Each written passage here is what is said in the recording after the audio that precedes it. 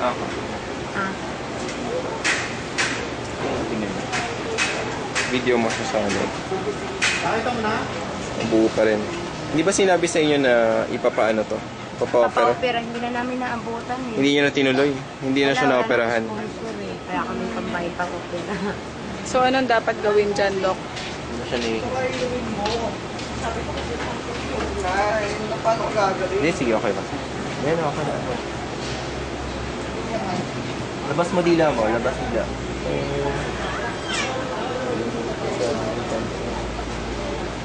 Sakit to? Hindi. Hindi siya naglalagnat. Nahirapan ka ba lumunok? Nahirapan ka lumunok? Ha? Kasi bumabara sa butas mo. Nahihirapan siya lumunok. Baka naman hirap sa kanin. Hindi naman. Kasi Nagamot na ba to sa TB? hindi pa. Yung May ate TB niya na lang. siya. May TB siya? Sinong... May inuubo ba sa pamilya? Lolo nila. Lolo, nakakasama niya? Oo, nalalambingan niya yun. May TV siya?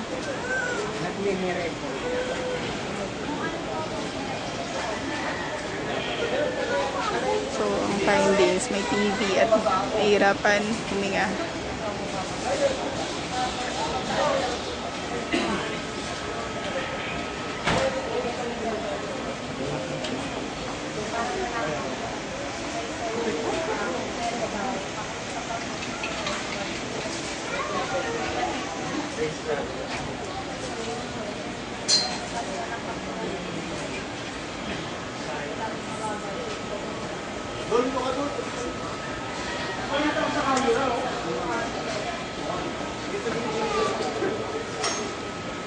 Nalulumbay ako doon. Ginamit din ko. Meron ka walang pasyente eh, no? Hindi na, dito na. Dito na, dito na. Sa PTV ka ba? Anong result mo? Hindi ko alam na. May mga kasi matagal na yun eh. Dati na PTV na siya. Bakit siya pinag-PTV dati? Hindi ko matandaan eh. Kasi magmula na nag-edad na ito ng isang taon, ang ano naman ng Diyos, hindi na kami sumakit ng mga hospital. May pumupunta lang sa amin yung magpakain ng vitamin B. Yung kulay pula siya na Pero yung BPD, yung ini-inject sa balat, wala pa siya. Hindi pa rin siya pinag-PTV. Kailan siya wali nagpatingin sa doktor? Tagal na yun eh. Wala pa siya isang taon. Wala pa isang taon? So hindi siya pinapatingin dito sa amin? Diba dati pa siya may problema, lalo na dun sa taas mo, sa bingot niya. Usually kasi, ang ano natin, ang treatment natin sa mga ganyan, operahan talaga siya. So dapat operahan.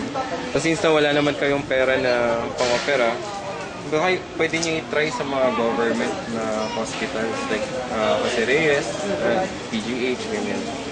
Lalong-lalo na ngayon na nagde-develop na siya magsalita. Ang recommendations kasi sa atin, maoperahan yung bingot, lalo na dun sa loob, bago siya matutong magsalita. Kasi once na natuto na siya magsalita, kahit na operahan mo siya, yung boses niya magiging ganun pa rin.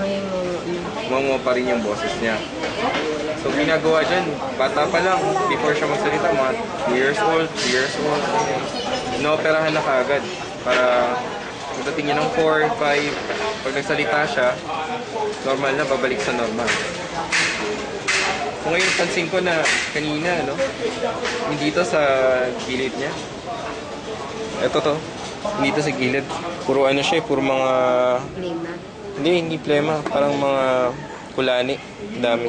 Mas maliliit, kakatabi-tabi. Ngayon, kung meron ganyan, posible na baka mamaya may primary complex siya kung tawagin. Yung primary complex, infection po yun ng TB, tuberculosis. Lalo na kung meron siyang exposure. Kasi mga bata, mabilis talaga mahawa ng ganyan.